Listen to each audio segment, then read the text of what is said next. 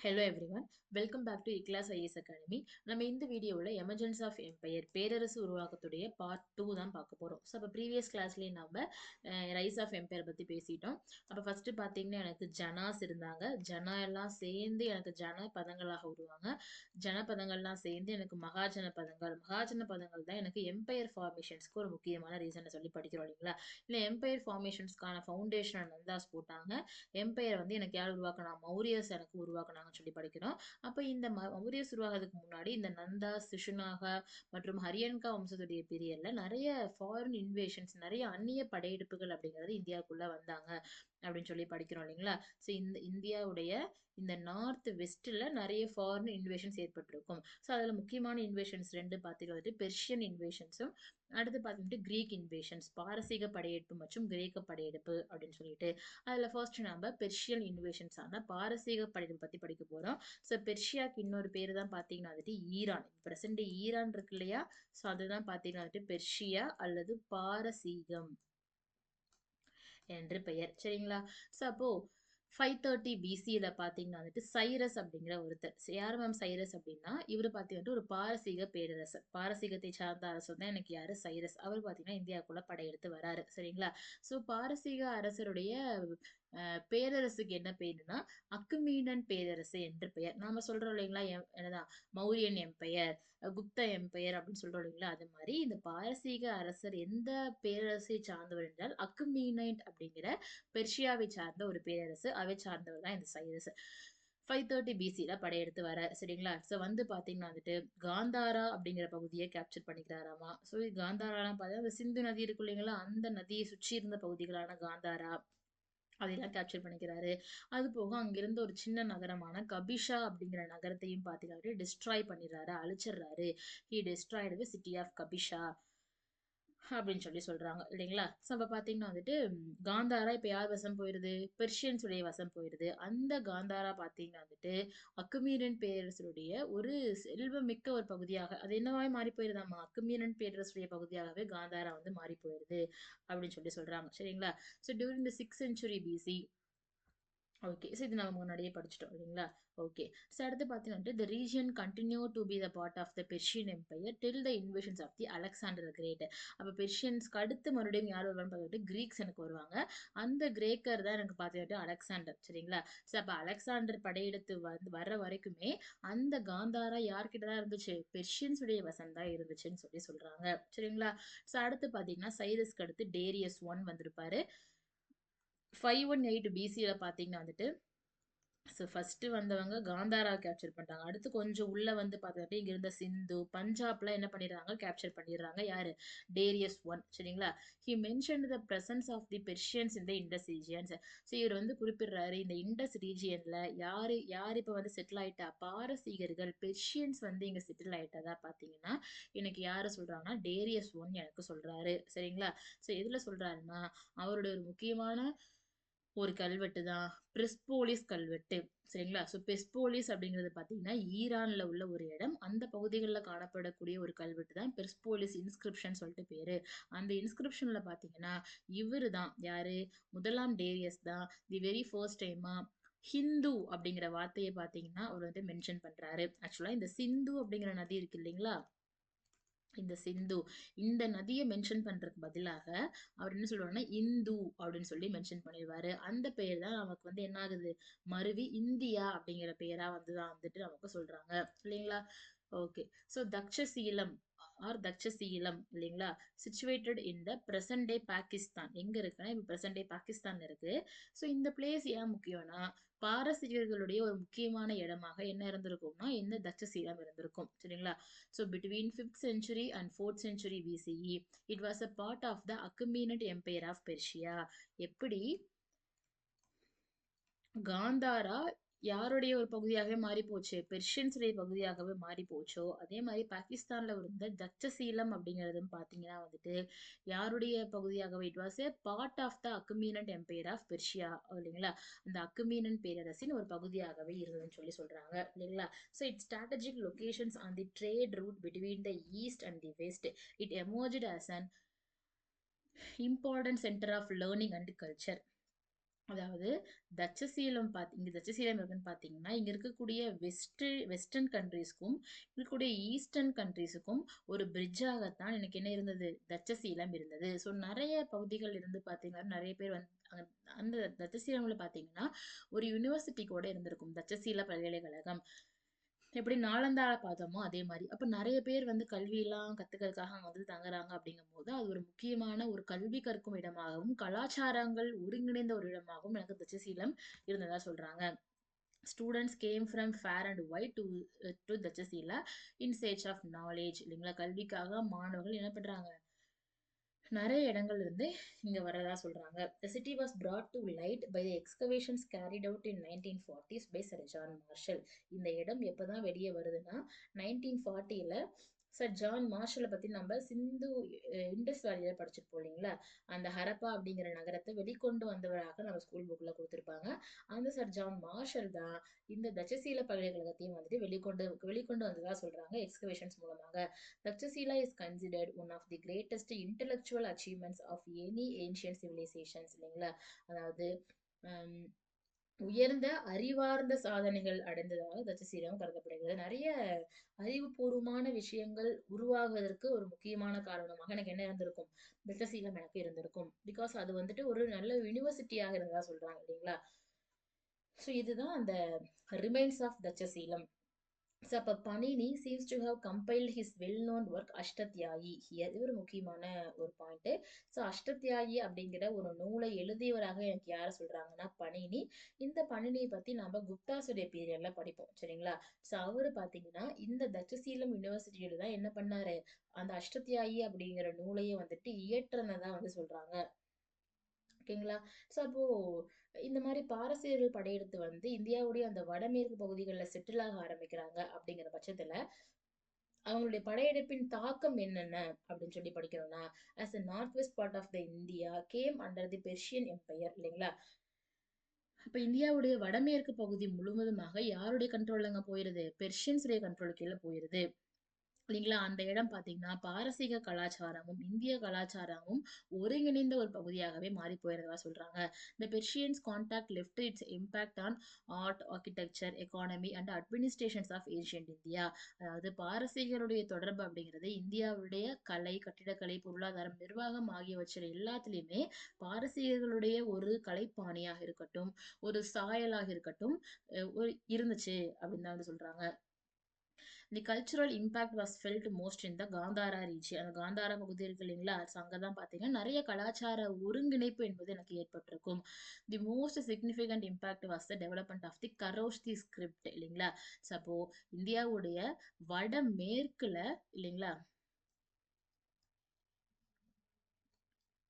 So இங்கே தான் பார்த்தீங்கன்னா எனக்கு யார் செட்டில் ஆக ஆரம்பிக்கிறா?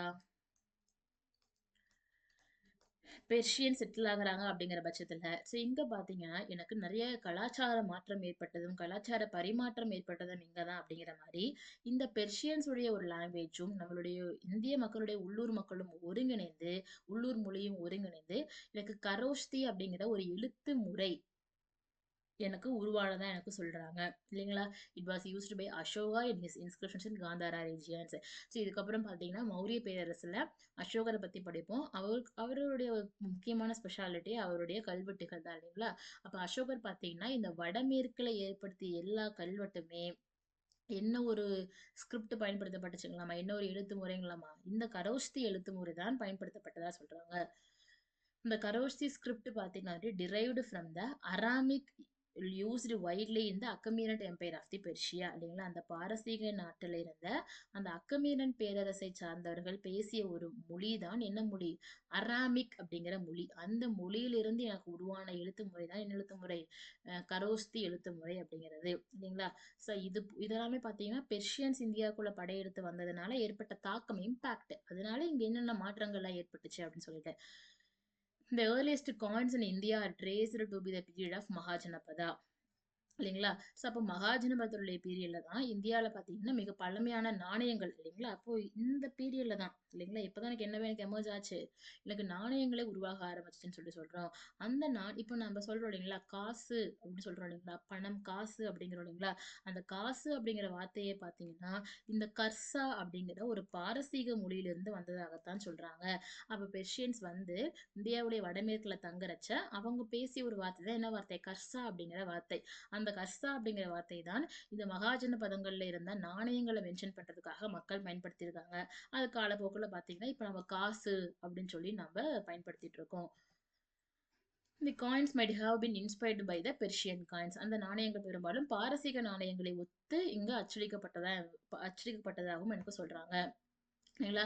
The existence of coins in that period suggest a trade link between India and Persia இல்லைங்களா? ஸோ அப்போ பெர்ஷியன்ஸ் உடைய நாணயங்கள் இங்க கிடைக்கிறத பாக்குறச்ச பெர்ஷியாவுக்கும் இந்தியாவுக்கும் என்ன ஏற்பட்டிருக்கு? வணிக தொடர்பும் ஆப்வியஸா எனக்கு வந்துட்டு உருவாகி இருக்கு இல்லைங்களா?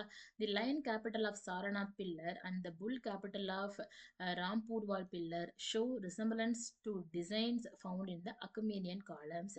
அதாவது இந்த அசோகருடைய இந்த சாரநாத் தூணில் காணப்படக்கூடிய இந்த டிசைனாக இருக்கட்டும், அது போக பார்த்தீங்கன்னா, இந்த லைன் கேபிட்டல் இந்த சிங்க முகம் இருக்கு இல்லைங்களா? இந்த டிசைனாக இருக்கட்டும். இன்னொன்னு பார்த்தீங்கன்னா வந்துட்டு, புல் கேபிட்டல். புல்னா வந்துட்டு காளை. இங்க எப்படி சிங்கம் இருக்கோ, இங்க எப்படி இங்க பாருங்க சிங்கம் இருக்கோ, அதே மாதிரி பார்த்தீங்கன்னா, காளையுடைய ஒரு உருவம் கொண்ட ஒரு தூண் இருக்கு. அது எங்க காணப்படுதுன்னா, ராம்பூர்வால் அப்படிங்கிற இடத்துல காணப்படுது. இந்த டிசைன்ஸ்லாம் பார்த்தீங்கன்னா, யார பார்த்து பண்ணதா சொல்றாங்க? பாரசீகர்கள் அவங்களுடைய தூண்கள்லயுமே பார்த்தீங்கன்னா, இந்த மாரி மேல வந்துட்டு சிங்கத்துடைய உருவத்த வைக்கிறது, காளையுடைய உருவத்த வைக்கிறது, அதெல்லாம் இருந்திருக்கு. அதெல்லாம் பார்த்து தான் இன்ஃப்ளூயன்ஸ் ஆகி அசோகரும் என்ன பண்ணாரு? இந்த மாரியான டிசைன்ஸ் கொண்ட தூண்கள வந்து ஏற்படுத்தியதாக சொல்றாங்க.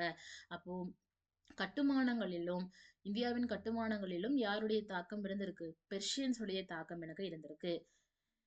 Similarly the pillared remains of the palace in Pataliputra இல்லைங்களா? ஸோ பாடலிபுத்திரம்ல பார்த்தீங்கன்னா, ஒரு அரண்மனை இருக்கு. அந்த அரண்மனை ஃபுல்லா பார்த்தீங்கன்னா, தூண்களை கொண்டது இல்லைங்களா? ஸோ அரண்மனையின் நெறைய தூண்களை கொண்ட ஒரு அரண்மனை. அந்த தூண்கள்ல காணப்படக்கூடிய டிசைன்ஸாக இருக்கட்டும் இல்லைங்களா? Display remarkable similarity to the pillared hall in the Achaemenian empire. இதே மாரி அக்கமீனியனுடைய எம்பையர்ல கேபிட்டல் இருக்கும் இல்லைங்களா? அங்க உள்ள ஒரு அரண்மனையிலயும் இதே மாரி தூண்களை கொண்ட, அதே டிசைன்ஸ் கொண்ட ஒரு ஹால் இருக்கு. அதே மாரி தான் பாடலிபுத்திரத்துல உள்ள அரண்மனையுமே காணப்படுகிறது. இந்த மாரி நெறைய ஒற்றுமைகள் எனக்கு வந்துட்டு இருந்ததா எனக்கு சொல்றாங்க. சரிங்களா? இவங்க தான் பார்த்தீங்கன்னா, எனக்கு யாருங்க? பெர்ஷியன்ஸ் எம்பையர், பாரசீகர்கள். சரிங்களா? ஓகே. இதுவரைக்கும் பார்த்தது பாரசீகர்கள். அடுத்து பார்த்தீங்கன்னா, கிரீக் இன்வேஷன்ஸ், கிரேக்க படையெடுப்பு அப்படின்னு சொல்லிட்டு. ஓகே. இது பெர்ஷியன்ஸு. இங்க பார்த்தீங்கன்னா வந்துட்டு, கிரேக்க நாடுல மாசிடோனியா அப்படிங்கிற இடம் இருக்கும். அங்க இருந்து தான் எனக்கு யார் வந்திருப்பான்னு பார்த்தீங்கன்னா, அலெக்சாண்டர் இந்தியாக்குள்ள படையெடுத்து வந்திருப்பாரு. கிரேக்க பேரரசுல மாசிடோனியா அப்படிங்கிற பகுதியை சேர்ந்தவர் தான் எனக்கு யாரு? அலெக்சாண்டர். சரிங்களா? இங்க பார்த்தீங்கன்னா, அலெக்சாண்டர் எனக்கு படையெடுத்து வராரு. வந்த ரூட் தான் பார்த்தீங்கன்னா, இங்க குடுத்துருக்காங்க. கடல் வழியா வர்றதுக்கான ரூட்டு, நிலவழி நில வழியாக லேண்ட் வழியாக வர்றதுக்கான ரூட்ஸ். அப்ப 326 அப்ப எனக்கு கிரீக்ஸ் படையெடுக்கிறதுக்கு முன்னாடியே எனக்கு யார் படையெடுத்துட்டா? பெர்ஷியன்ஸ் எனக்கு படையெடுத்து வந்துட்டாங்கன்னு சொல்லி படிக்கிறோம். இப்ப என்ன சூழ்நிலைன்னு பார்த்தீங்கன்னா, இந்த பகுதிகள்ல எனக்கு யார் செட்டில் ஆயிட்டா? பாரசீகர்கள் எனக்கு செட்டில் ஆயிட்டாங்க. இங்க பார்த்தீங்கன்னா, எனக்கு அந்த மகாஜன பதங்கள் எனக்கு இந்தியால ஹரியன்கா முக்கியமா என்ன மகாஜன பதம் இன்ஃப்ளூயன்ஸ் ஆயிருச்சு? மகதம் மகாஜன பதம் இன்ஃப்ளூயன்ஸ் ஆயிருச்சு. அந்த டைம்ல தான் எனக்கு கிரேக்க நாட்டுல இருந்து எனக்கு யாரு? அலெக்சாண்டர் படையெடுத்து வராரு. சரிங்களா? Alexander entered the Indian subcontinent after defeating the Persians இல்லைங்களா? அப்ப இங்க இருந்த Persians and Ambhi the ruler of the Takshashila இல்லைங்களா? அப்ப அந்த அந்த தட்சசீல பகுதியை ஆண்டு கொண்டிருந்த அம்பி அப்படிங்கிற அரசர் எல்லாத்தையுமே தோற்கடிச்சுட்டு இந்தியாக்குள்ள எனக்கு யார் வந்துருவா? அலெக்சாண்டர் எனக்கு வந்துருவாரு. The most famous of Alexander's encounters was with Porus இல்லைங்களா? ruler of the region between the Jhelum and Bias. அதாவது ஜீலம் நதிக்கும் இல்லைங்களா? ஸோ இங்க நம்ம பார்த்துருப்போம் இல்லைங்களா? ஜீலம்லாம் பார்த்தீங்கன்னா சிந்துவுடைய கிளை நதியாக பார்த்துருப்போம் இல்லைங்களா? இந்த ஜீலம் நதிக்கும் பியாஸ் நதிக்கும் இடைப்பட்ட பகுதியை ஆண்டு கொண்டிருந்த அரசர் தான் எனக்கு யாரு? போரஸ் அப்படிங்கிற அரசர். இல்லைங்களா? அது Porus the ruler of region between Jhelum and Beas, இந்த பகுதியை ஆண்டு கொண்டிருந்த அரசர். ஆல்ரெடி அலெக்சாண்டர் பார்த்தீங்கன்னா இங்கிருந்த பெர்ஷியன்ஸ் தோற்கடிச்சிட்டாரு, தட்சசீலத்தை ஆண்ட அம்பியை தோற்கடிச்சிட்டு இப்போ இங்க வராரு. இங்க உள்ள இந்த ஜீலம் நதிக்கும் பியாஸ் நதிக்கும் இடைப்பட்ட பகுதியை ஆண்டு கொண்டிருந்த போரஸ் அரசருக்கு எதிராக ஒரு போர், இல்லைங்களா? அந்த போருக்கு என்ன போர், என்ன பேருன்னு பார்த்தீங்கன்னா பேட்டில் ஆஃப் ஹைடாஸ்பஸ். அதாவது அந்த ஜீலம் நதிக்கும் பியாஸ் நதிக்கும் இடைப்பட்ட இருந்த இந்த பகுதிக்கு என்ன பேருன்னா ஹைடாஸ்பஸ் அப்படின்னு சொல்லிட்டு பேரு. சரிங்களா? அதனால என்ன பேருன்னா பேட்டில் ஆஃப் ஹைடாஸ்பஸ்னே பேர் வச்சிடறாங்க. இந்த ஒரு போர்ல பாத்தீங்கன்னா முடிஞ்ச அளவுக்கு பாத்தீங்கன்னா பயங்கர வீரத்தோட யார் சண்டை போட்டிருப்பா, போரசனுக்கு சண்டை போட்டிருப்பாரு. பட் இறுதியில பாத்தீங்கன்னா யாரு ஜெயிச்சிருவா, அலெக்சாண்டர் தான் ஜெயிப்பாரு. போரஸுடைய வீரத்தை பார்த்து யாரே மிரண்டு போயிட்டாராமா, அலெக்சாண்டரே வந்துட்டு மிரண்டு போயிட்டாராமா, இல்லைங்களா?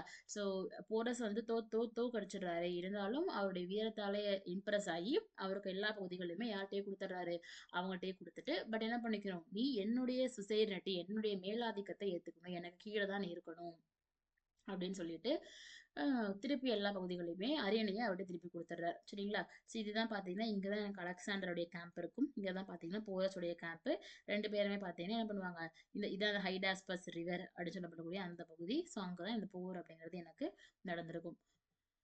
ஓகே. So okay. இப்ப என்ன பண்ணிட்டாருன்னா, போரஸ் தோற்கடிச்சுட்டாரு. அடுத்து பார்த்தீங்கன்னா, கொஞ்சம் முன்னேறி வந்து பஞ்சாப் பகுதிகள ஃபுல்லா தோற்கடிக்கிறாரு. இல்லைங்களா? After his conquest in Punjab region, Alexander expressed his desire to march further east to attack the Magadha empire. இல்லைங்களா? ஸோ அப்ப அந்த டைம்லலாம் பார்த்தீங்கன்னா, இங்க எனக்கு என்ன இங்க எனக்கு யார் ரீப்ளேஸ் ஆயிட்டான்னா, நந்தாஸ் போய் இங்க எனக்கு யார் வந்துட்டா? மகத மகத பேரரசு எனக்கு வந்துருச்சு. சரிங்களா? ஸோ அந்த டைம்ல தான் அலெக்சாண்டர் பார்த்தீங்கன்னா, இங்க இருந்த எல்லாத்தையுமே தோற்கடிச்சுட்டு உள்ள வராரு. இப்ப பஞ்சாபை தாண்டி உள்ள எங்க போலாம்? மகதத்தையும் தோற்கடிக்கணும் அப்படிங்கிற ஒரு ஆசையோட வராரு. ஸோ அலெக்சாண்டருக்கு பார்த்தீங்கன்னா, இந்தியாவை வந்துட்டு கேப்சர் பண்ணணும் அப்படிங்கிற ஒரு ஆசை. அவருக்கு என்னன்னா, உலக வரைபடத்துடைய கடைசி எல்லையே வந்து என்னதான்? இந்தியா தான். அப்ப இந்தியாவுக்கு மேல அங்க என்னவே இல்ல, உலகமே கிடையாது.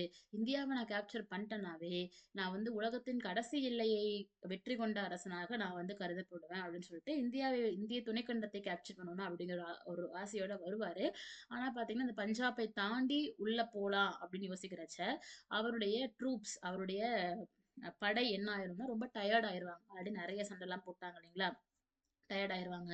ஸோ டயர்ட் ஆயிட்டு பார்த்தீங்கன்னா வந்துட்டு நம்ம என்ன பண்ண வேண்டாம், போய் நம்ம வந்து சண்டை போட வரல அப்படின்னு சொல்லிட்டு பார்த்தீங்கன்னா வந்துட்டு வரலன்னு சொல்லி மறுத்துருவாங்க. சரிங்களா? ஸோ ஏன்னா வீரர்களுடைய ஒரு ஒத்துழைப்பு இல்லாம நம்ம அவங்கள கம்பல் பண்ணி படை கூப்பிட்டு போக முடியாது இல்லைங்களா? அதனால பார்த்தீங்கன்னா சரி இதோட போதும்னு சொல்லிட்டு யாரு ரிட்டர்ன் ஆயிருவா, அலெக்சாண்டரும் திரும்பிடுவார் இல்லைங்களா? ஸோ அலெக்சாண்டருடைய படையெடுப்பு ஆக்சுவலா அவர் போற வழியிலேயே பார்த்தீங்கன்னா இந்தியாவில் படையெடுப்புகள்லாம் முடிச்சுட்டு திருப்பி மாசிடோனியாவுக்கு போற வழியிலேயே பார்த்தீங்கன்னா உடல்நிலை சரியில்லாம யார் இழந்துருவா, அலெக்சாண்டர் எனக்கு இறந்து போயிடுவாரு. அப்போ Alexander's invasions let's to the establishments. அப்போ இப்போ என்ன அலெக்சாண்டர் படையெடுத்து வந்ததுனால என்ன இம்பாக்ட் ஏற்பட்டுச்சு அப்படின்னு பார்க்கணும்னா, north western regions of Indian சப்கான்டினென்ட்ல இப்போ என்ன ஏற்பட்டுருச்சு, கிரேக்க குடியிருப்புகள் ஏற்பட்டுருச்சு. முன்னாடி இந்த இந்தியாவுடைய இந்த வடமேற்கு பகுதிகளில் பாரசீக குடியிருப்பு இருந்தது. இப்போ அவங்க ரீப்ளேஸ் பண்ணிட்டு இங்க எனக்கு யார் வந்துட்டா, கிரேக்க குடியிருப்புகள் ஏற்பட்டுருச்சு. அப்ப இங்கிருந்த கிரேக்கர்கள் பார்த்தீங்கன்னா இங்குள்ள இந்தியர்களோட திருமண உறவுகளை மேற்கொண்டு இந்தோ கிரேக்கர்கள், அப்ப என்ன உருவாக ஆரம்பிக்குதுன்னு பார்த்தீங்கன்னா வந்துட்டு இந்தோ கிரீக்ஸ் அப்படிங்கிற ஒரு புது டைனாஸ்டி எனக்கு உருவாக ஆரம்பிக்கும். சரிங்களா? ஸோ அது போக இந்த வெஸ்ட் கூட பார்த்தீங்கன்னா எனக்கு ட்ரேட் ரூட் இல்லைங்களா, எனக்கு வணிக வழிகள்லாம் எனக்கு ஏற்பட ஆரம்பிச்சிருக்கும். there were 4 different routes in use which facilitated the movement of the Greek merchants and the craftsmen to India. இல்லைங்களா? அப்ப நேரடியாகவே பார்த்தீங்கன்னா வந்துட்டு கிரேக்க வணிகர்கள், கைவினை கலைஞர்கள்லாம் எங்க வர்றதுக்கு, இந்தியாவுக்கு வருவதற்கான 4 பெரிய வணிக வழிகள் அப்படிங்கிறது பார்த்தீங்கன்னா அப்ப செயல்பட்டதா சொல்றாங்க. As trade contract increased, many Greek settlements were established in the northwestern India. இல்லைங்களா? So Alexandria near Kabul, Bogibala near Peshawar in Pakistan, and Alexandria and Sindhu were some of the prominent Greek settlements. So இன்றளவும் பார்த்தீங்கன்னா ஆப்கானிஸ்தான்ல காபூல்ல என்ன place இருக்கு, Alexandria அப்படிங்கிற ஒரு இடம் இருக்கு. அதே மாதிரி பாகிஸ்தான்ல பெஷாவர் பக்கத்துல பார்த்தீங்கன்னா வந்துட்டு போகிஃபாலா அப்படின்னு சொல்லிட்டு போகிஃபாலா பார்த்தீங்கன்னா அலெக்சாண்டருடைய குதிரையுடைய பேருங்களாமா. சரிங்களா? ஸோ அடுத்து பார்த்தீங்கன்னா அதே பாகிஸ்தான்ல சிந்துல பார்த்தீங்கன்னா அலெக்சாண்ட்ரியா, இந்த மாதிரியான இடங்கள் இன்றளவும் காணப்படுகிறது. சரிங்களா? So after the death of the Alexander, Seleucus has established his kingdom extending to Punjab. So Alexander என்ன பண்ணுவாருன்னு பார்த்தீங்கன்னா, அவர் திருப்பி போறச்ச, இங்க அவருடைய பகுதி அவர் கேப்சர் பண்ண பகுதிகள்லாம் இருக்கும் இல்லைங்களா? அங்க பார்த்தீங்கன்னா, பொறுப்பா யார் அப்பாயிண்ட் பண்ணிட்டு போவாருன்னு பார்த்தீங்கன்னா வந்துட்டு, செலூடஸ் நிக்கேடர் அப்படிங்கிற ஒருத்தர பார்த்தீங்கன்னா, எனக்கு அப்பாயிண்ட் பண்ணிட்டு போவார். சரிங்களா? ஸோ செலூடஸ் நிக்கேடர் அப்படிங்கிற ஒருத்தர அப்பாயிண்ட் பண்ணிட்டு போவாரு. ஸோ அவரு தான் பார்த்தீங்கன்னா வந்துட்டு, அந்த அலெக்சாண்டருடைய ரெப்ரசன்டேட்டிவா இங்க ஆண்டுட்டு இருப்பாரு. அங்க அலெக்சாண்டர் இறந்துருவாரா? போற வழியில இறந்துருவாரா? இறந்த பிறகு இங்க எனக்கு யார் இண்டிபெண்டன்ட் ஆயிருவா? செலூடஸ் நிக்கேடர் இண்டிபெண்டன்ட்டா இந்த பகுதியில ரூல் பண்ண ஆரம்பிச்சுருவாரு. சரிங்களா? So Alexander's death created a void in the northwest, facilitating the accessions of the Chandragupta Maurya to the throne of Magadha. இல்லைங்களா? அப்ப அலெக்சாண்டரும் இறந்துடுறாரு. அப்ப பார்த்தீங்கன்னா ஆட்டோமேட்டிக்கா இங்க என்னவா இருக்கு? மகத சாம்ராஜ்யம் அவங்கள எதிர்ப்பதற்கு ஒரு ஒரு வலிமையான ஒரு எதிரிகள் யாருமே இல்லாத பட்சத்தில், எனக்கு மௌரிய சாம்ராஜ்யம் ஒரு ஒரு மிகப்பெரிய பேரரசாக எனக்கு எமர்ஜ் ஆக ஆரம்பிச்சுச்சு இல்லைங்களா? It also helped him to conquer the numerous small chiefdoms in the northwest and bringing the regions under his empire. இல்லைங்களா? ஸோ அப்ப யாருமே இல்லாதனால காலப்போக்குல இங்கிருந்த மௌரிய சாம்ராஜ்யம் என்ன பண்ண ஆரம்பிக்கிறாங்க? இங்கிருந்த எல்லா சிற்றரசுகளையுமே தோற்கடிச்சு, ஈவன் இந்த செலூடஸ் நிக்கேடரையும் கூட பார்த்தீங்கன்னா, யாரு தன் கண்ட்ரோல் கீழ கொண்டு வந்துருவா? மௌரிய பேரரசு கொண்டு வந்துருவாங்க. ஸோ, அப்ப இந்த எல்லா பகுதிகளுமே அடுத்து யார் வசம் போயிரும்? மௌரியன்ஸ் உடைய வசம் எனக்கு போயிரும். சரிங்களா? ஓகே. சரி இப்ப மௌரியன்ஸ பத்தி பார்த்தீங்கன்னா, ஜஸ்ட் அந்த இது மட்டும் படிச்சுக்கலாம். சரிங்களா? சரி இப்ப அடுத்து நம்ம யார தான் படிக்கணும்? மௌரியன்ஸ் தான் படிக்கணும் இல்லைங்களா? ஸோ நம்ம மௌரியன்ஸ பத்தி தெரிஞ்சுப்பதற்கான ஆதாரங்களா பார்க்குறோம்னா, அகழாய்வு மூலம் கிடைக்கப்பெற்ற தொல்லியல் ஆதாரங்களா என்ன பார்க்கலாம்னா, பஞ்ச் மார்க்டு காயின்ஸ் அதாவது முத்திரை பதிக்கப்பட்ட நாணயங்கள் அப்படிங்கிறது. சரிங்களா? 2வது பார்த்தீங்கன்னா, கல்வெட்டுகள். இதுவரைக்கும் என்னென்ன கல்வெட்டுகள் பார்த்திருக்கோம்? பெர்ஸ்போலிஸ் கல்வெட்டு பார்த்தோம் இல்லைங்களா? பெர்ஸ்போலிஸ் கல்வெட்டு யாருடைய கல்வெட்டு? முதலாம் டேரியஸ் உடைய கல்வெட்டு. ஈரான்ல உள்ள ஒரு கல்வெட்டு இல்லைங்களா? அதே மாரி மௌரியன்ஸ பத்தி தெரிஞ்சுக்கிறதுக்கான ஒரு கல்வெட்டு தான். அசோகருடைய கல்வெட்டு ஆப்வியஸா. அதே மாரி ஜுனாகத் இன்ஸ்கிரிப்ஷன்ஸ், ஜுனாகத் கல்வெட்டு. அப்படிங்கிற கல்வெட்டு. ஸோ அது மேல ஹதிகும்பா கல்வெட்டும் பார்த்தோம். நந்தாஸ பத்தி தெரிஞ்சுப்பதற்கான ஹதிகும்பா கல்வெட்டுன்னு சொல்லி படிக்கிறோம் இல்லைங்களா? இது 2மே மௌரியன்ஸ பத்தி தெரிஞ்சுப்பதற்கான கல்வெட்டு. ஸோ அடுத்து ரொம்ப ரொம்ப முக்கியமானது மதச்சார்பற்ற இலக்கியங்களான கௌடில்யருடைய அர்த்த சாஸ்திரம். ஸோ கௌடில்யர் வேற யாரும் கிடையாது. நம்ம சந்திரகுப்த மௌரியருக்கு ஹெல்ப் பண்ணாருன்னு சொன்னோம் இல்லைங்களா? சாணக்கியர். அதாவது இவர் வந்து ஒரு பிராமினர். நந்தாஸ் என்ன பண்ணிட்டாங்க? பிராமின்ஸ வந்துட்டு அடிச்சு விரட்டிட்டாங்க. ஸோ அப்படி பாதிக்கப்பட்டவர் தான் எனக்கு யாரு? சாணக்கியர். யாருக்கு ஹெல்ப் பண்ணாரு? சந்திரகுப்த மௌரியர் கூட சேர்ந்து 2 பேரும் சேர்ந்து வந்து தான் என்ன பண்ணாங்க? நந்தர்களுக்கு எதிராக மக்கள் கிளர்ச்சி ஏற்படுத்தினாங்கன்னு படிச்சோம் இல்லைங்களா? இந்த சாணக்கியருடைய இன்னொரு பேரு தான் பார்த்தீங்கன்னா, அது கௌடில்யர். சரிங்களா? ரொம்ப ரொம்ப ரொம்ப ரொம்ப முக்கியமான ஒரு நூல். மௌரியன்ஸ் உடைய நிர்வாகத்துக்கு மிகவும் ஹெல்ப்ஃபுல்லாக இருந்த ஒரு நூல் தான் கௌடில்யருடைய அர்த்த சாஸ்திரம் அப்படிங்கிற ஒரு நூல். ஸோ அடுத்து பார்த்தீங்கன்னா, விஷாகதத்தருடைய முத்ராக்ஷசம் அப்படிங்கிற ஒரு நூல். நெக்ஸ்ட் மாமூலனாருடைய அகநானூறு பாடல்கள். இந்த பாடல்கள் யார பத்தியும் பேசியிருக்கோம்? நந்தாச பத்தியும் பேசியிருக்கோம்னு சொல்லி படிக்கிறோம் இல்லைங்களா? அந்த பாடல்கள் எனக்கு மௌரியன்ஸ பத்தியும் பேசியிருக்கு. இதெல்லாம் பார்த்தீங்கன்னா, சமயச்சார்பற்ற இலக்கியங்கள். அடுத்து பார்த்தீங்கன்னா, மதம் சார்ந்த இலக்கியங்களான சமண மற்றும் புத்த மதங்கள் மற்றும் புராணங்களும் எனக்கு யார பத்தி? மௌரியன்ஸ பத்தின ஆதாரங்கள எனக்கு குடுக்குறாங்க. ஸோ அடுத்து பார்த்தீங்கன்னா, ஃபாரின் நோட்டீசஸ் வெளிநாட்டு சான்றுகளான தீபவம்சம். ஸோ இந்த தீபவம்சம், மகாவம்சம் 2மே பார்த்தீங்கன்னா, முக்கியமான புத்த சமயத்தை சார்ந்த நூல்கள். தீபவம்சம், மகாவம்சம் 2மே புத்த சமய நூல்கள். சரிங்களா? ஸோ அது போக அ இண்டிகா அப்படிங்கிற ஒரு நூலுமே பார்த்தீங்கன்னா வந்துட்டு, ஒரு வெளிநாட்டவருடைய குறிப்பு தான் பார்த்தீங்கன்னா இண்டிகா. இது எல்லாமே எனக்கு மௌரியன்ஸ பத்தி எனக்கு சொல்லக்கூடிய ஒரு முக்கியமான ஆதாரங்களாக இருக்கும். சரிங்களா? ஸோ இப்ப அடுத்து நம்ம அடுத்த கிளாஸ் என்ன பண்ண போறோம் அப்படின்னா, நம்ம ஆப்வியஸ்லி மௌரியன்ஸ பத்தி படிக்க போறோம். இல்லைங்களா? யாஹ்! ஸோ அப்ப இப்போதைக்கு இதுவரைக்கும் என்ன பார்த்திருக்கோம்னு பார்த்தீங்கன்னா, எனக்கு மகாஜனபதங்கள் உருவானாங்க. அந்த மகாஜனபதங்கள் மொத்தம் 16 இருந்தது. அதுல எனக்கு மகதம் மகாஜனபதம் மட்டுமே எனக்கு வந்துட்டு இன்ஃப்ளூயன்ஸ் ஆனாங்க. இந்த மகதம்ல ஹரியன்கா, சிஷுநாக, நந்த, மௌரியம்னு சொல்லிட்டு 4 வம்சங்கள் ஆண்டாங்க. இதுல ஹரியன்கா, சிஷுநாக, நந்த வம்சத்தின் பொழுது, எனக்கு இந்தியாவுடைய வடமேற்குல 2 முக்கியமான படையெடுப்புகள். ஒண்ணு எனக்கு பாரசீக படையெடுப்பு, பெர்ஷியன்ஸ் இன்வேஷன்ஸ். அடுத்து பார்த்தீங்கன்னா, எனக்கு கிரீக் இன்வேஷன்ஸ் ஆன அலெக்சாண்டர் படையெடுத்து வந்தாரு. இவரு போறச்ச யார அப்பாயிண்ட் பண்ணிட்டு போனாரு? செலூடஸ் நிக்கேடர அப்பாயிண்ட் பண்ணிட்டு போனாரு அப்படின்னு சொல்லி படிக்கிறோம். இல்லைங்களா? ஸோ அப்போ இங்க இங்க இங்க அடுத்து பார்த்தீங்கன்னா, எனக்கு யாரு வந்துட்டா? செலூடஸ் நிக்கேடர் இருக்கிறாரு. அந்த சமயத்துல இங்க எனக்கு மௌரிய வம்சம் ஆண்டுட்டு இருப்பாங்கன்னு சொல்லி படிக்கிறோம். மௌரிய வம்சம் பத்தி அடுத்த கிளாஸ்ல பார்க்கறச்சு, இவங்க எப்படிலாம் எக்ஸ்டெண்ட் ஆனாங்க? இங்குள்ள பகுதிகள்லாம் எப்படி கேப்சர் பண்ணாங்க? அது எல்லாமே நம்ம ஃபர்தரா பார்க்க போறோம். அப்ப இந்தியாவின் முதல் பேரரசான மௌரிய பேரரசு. இப்ப இருக்கக்கூடிய இந்தியாவுடைய பரப்பளவை விட அதிக அளவு பரப்பளவை கொண்ட ஒரு பகுதிய பார்த்தீங்கன்னா, எனக்கு மௌரிய பேரரசுல எனக்கு அசோகர் ஆண்டிருப்பாரு. ஈவன் அசோகர் என்ன வம்சம் தான்? தி எடிக்ட்ஸ் ஆஃப் அசோகா. அசோகா எந்த வம்சத்தை சார்ந்தவர் தான்? மௌரிய வம்சத்தை சார்ந்தவர் தான். இல்லைங்களா? ஸோ அப்போ இந்த மௌரிய சாம்ராஜ்யம் எப்படிலாம் எக்ஸ்டெண்ட் ஆச்சு? எப்படிலாம் இன்ஃப்ளூயன்ஸ் ஆனாங்க? இல்லைங்களா? இந்த மௌரியன்ஸ் பார்த்தீங்கன்னா, தமிழகத்தை தவிர சரிங்களா? சவுத் இந்தியால தமிழகம் தவிர மீதி எல்லா பகுதிகளையுமே எனக்கு யாருங்க ரூல் பண்ணியிருப்பா? மௌரியாஸ் எனக்கு ரூல் பண்ணியிருப்பாங்க. அப்ப தமிழகம் அப்ப என்னவா இருந்திருக்கும்னா, இண்டிபெண்டன்ட் ஆக இருந்திருக்கும். அப்ப எனக்கு சங்க காலத்தை சார்ந்த சேர சோழ பாண்டியாஸ் பார்த்தீங்கன்னா, தமிழகத்துல ஆண்டிருப்பாங்க.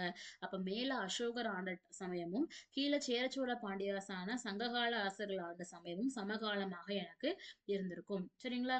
ஸோ அப்போ நம்ம நெக்ஸ்ட் கிளாஸ்ல டீட்டெயில்டா மௌரிய சாம்ராஜ்யம் பத்தியும், அசோகர் பத்தியும், அவரு புத்த மதத்துக்கு அவருடைய கான்ட்ரிபியூஷன்ஸ் பத்தியும் நாம நெக்ஸ்ட் கிளாஸ்ல பார்க்க போறோம். So hope you all understand. Thank you all.